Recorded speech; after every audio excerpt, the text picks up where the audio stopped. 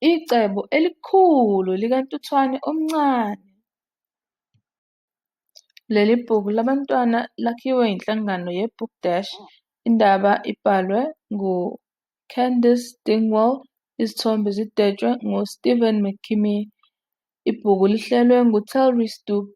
Indaba ifundwa nguSphiliselo Makhaya. UNtuthwane omncane wayekuthanda ukufunda.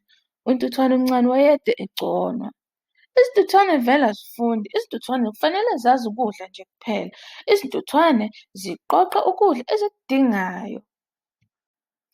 UNtuthwane omncane wayefunda usuku lonke. Wayefunda efunde usuku lonke.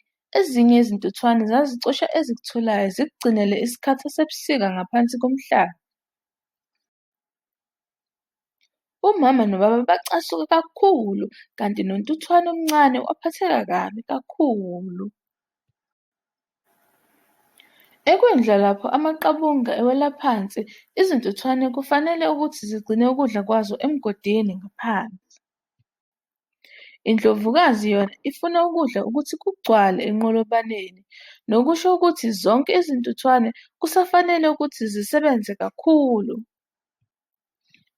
UNtuthwane omncane uyaqala uyamemeza ngendawo afunde ngayo. Thina lapha sidinga irestorenti nokuyindawo lapho abantu behamba bafike badle khona. Kushiwo njalo lapho ezincwadini zami engizifundayo. Zasuka lapho izintuthwane zamasha zihamba ngazodwana. Zihamba zibheke ngalapho kushona ngakhona ilanga. Khona manjalo uNtuthwane omncane wathi, "Hayibo, nansiya irestoranti."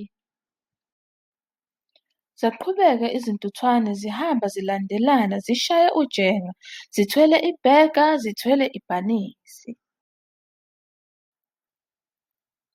Kwathi lapho izintuthwane zibuya, indlovukazi yabe ithokozile.